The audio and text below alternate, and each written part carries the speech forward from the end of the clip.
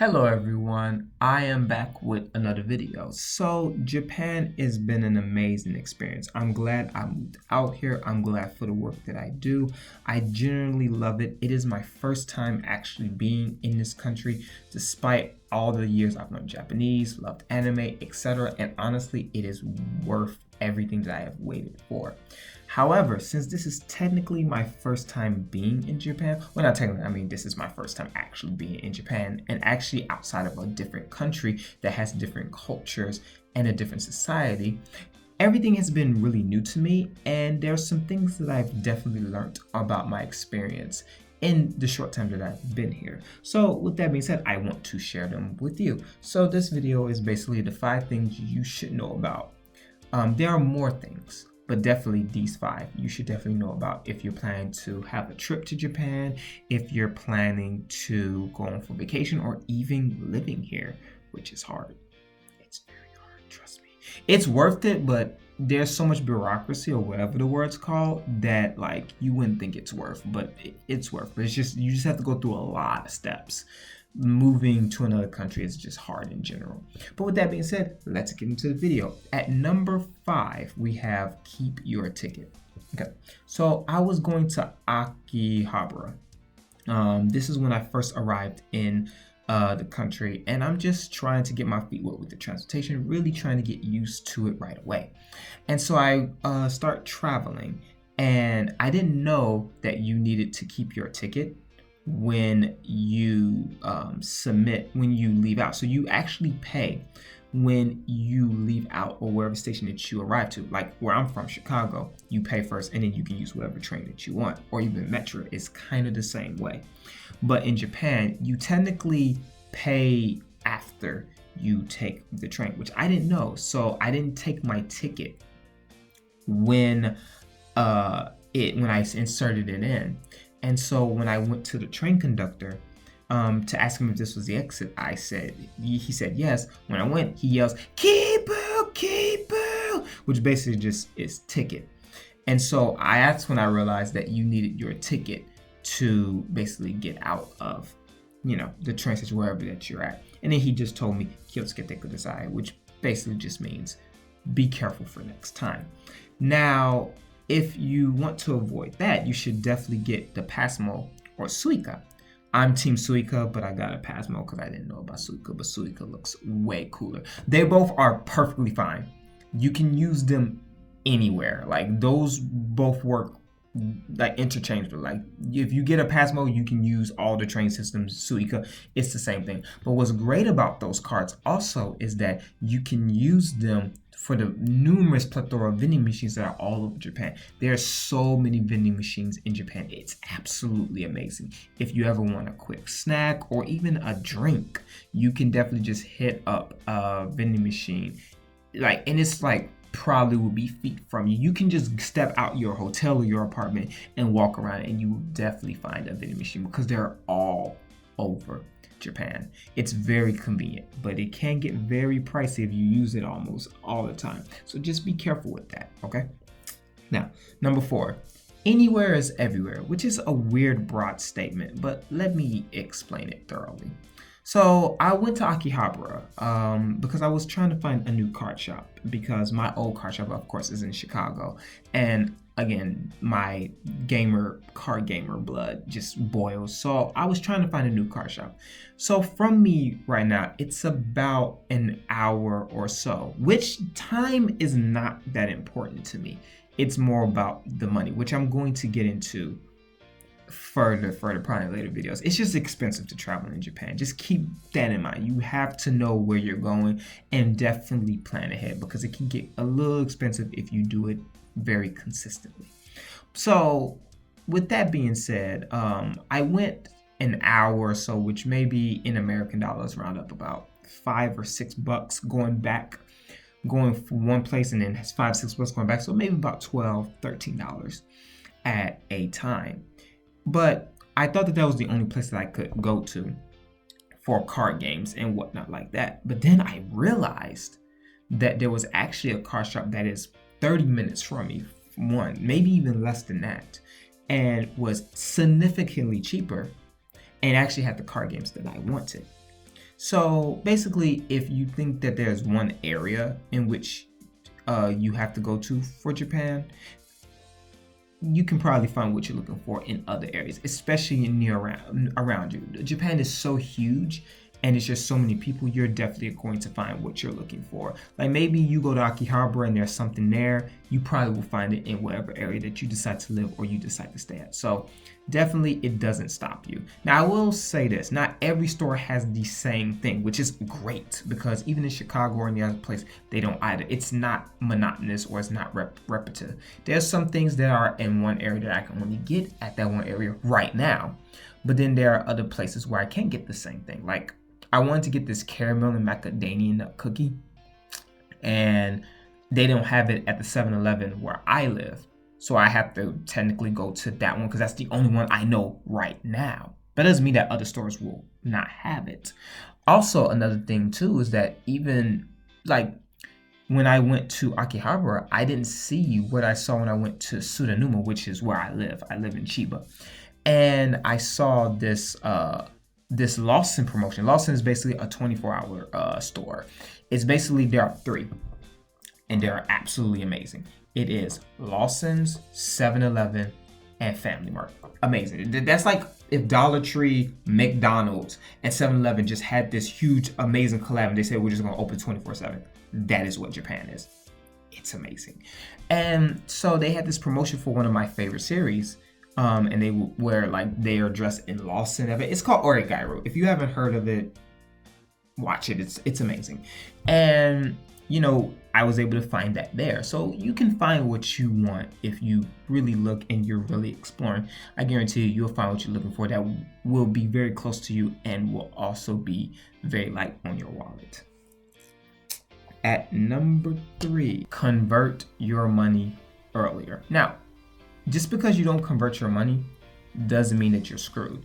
Japan actually takes foreign currency. Well, let me put it this way. The ATMs take foreign currency. But here's the thing about Japan. No matter how much money you have, you can only take a certain amount of money out a day. For my bank, well, I won't say it, but it was lesser than I expected. So just convert the money that you need to get your foot started right away, because it's actually harder to convert your money when you arrive in Japan. Also, Japan's yen is worth a lot more than yen is in US dollars. So keep that in mind if any, mess up happens in which, you have to reconvert your money. You can lose a lot of money. Just saying. So be very, very, very careful and convert your money earlier and make sure that you actually have it on you when you fly. So just be careful, convert, but also to just know that if anything does happen, you won't be broke or penniless, because there are every Family Mart, 7-Eleven, or Lawson's definitely takes foreign currency and you can convert it into yen. So it's very good. It's very beneficial. So I definitely encourage it 100% of the way. The second would be learning Japanese is important. Now, I will say this. If you don't like learning languages and you really just have a hard time, or it's just not for you, you can escape in Japan without learning Japanese. You can get through. I will say it that way. It's not impossible. It is very possible, actually, since there are a lot of foreigners that come to Japan often. But I will say this. Learning Japanese is just important. You need it to fully live in Japan. I do personally feel like learning Japanese, learning any language in any country that you're planning to stay for a bit is very, very important. Here's why. So when I first arrived into Japan, I actually got lost. I actually arrived to Japan a day early, which I really shouldn't have, but I did anyway. And I thought I could just check into the hotel that I was provided by the company that was training me. And turns out that they were all full. So I was in the Bunkyo area, and I had to go from the Bunko to somewhere like the Komagome station. And it was not a good time. I had two big bags. I walked for hours and hours and hours. I just got off this flight. I just wanted to relax and enjoy myself. Now, this is why Japanese was very important, because the only way I was able to find a place to stay was because of me knowing enough Japanese to survive. Like, I know what people like say, but I just definitely feel like when you get in clinches like that, because Japanese people don't know much English, it would actually surprise you. It's scary how much English that Japanese people would not know. Like, you would think with this whole that's why they're teaching their kids now, because the older generation just doesn't know much English. Like, they know a few words for surviving, I guess, with talking with foreigners if you're in like a customer service relation. And there are certain people who are trained to like speak English to, like Akihabara. This happened with the whole ticket scenario.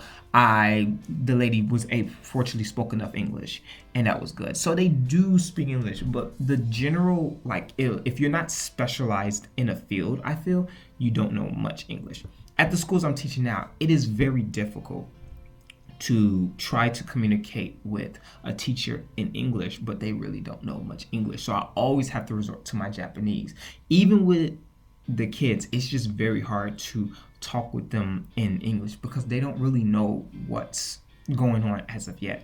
So definitely, if you really want the full experience, I definitely agree that learning the language is essential. You have to get through it. At some point, you might as well just get through it now, because I promise you that knowing that language is going to pay off in the big time, and you're going to have a better time in Japan knowing the language. But also too, they'll congratulate you because you actually took that time, because Japanese is even hard for Japanese people. They even say how hard their language is, which is reassuring for me, but it can be very hard. So definitely learn the language, and it helps you with the culture as well. There are a lot of culture things you'll learn just by learning the language, and I can't tell you how much that I've learned by studying and knowing the language. It's an amazing thing, Also, you get anime faster than anyone else that you know. So I'm one step ahead of the game.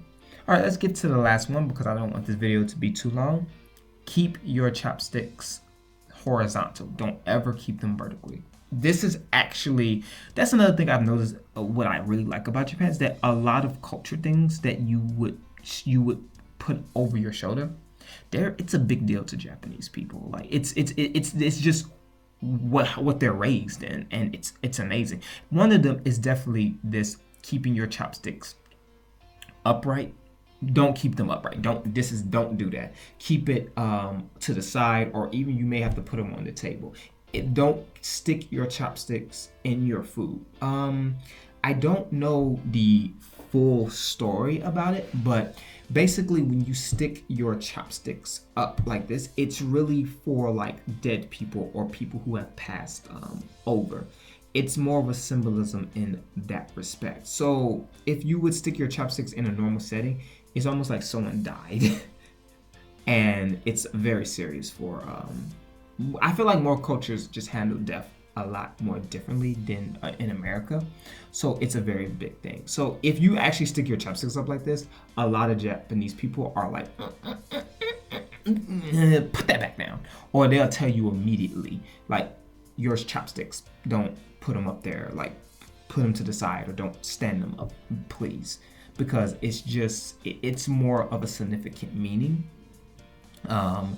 than just, it's just big deal, my chopsticks are up. No, so and I'm still getting used to it. Just put them on the table, put them on top of your food, but don't just stick them up. Don't even like tilt them, just keep them to the side.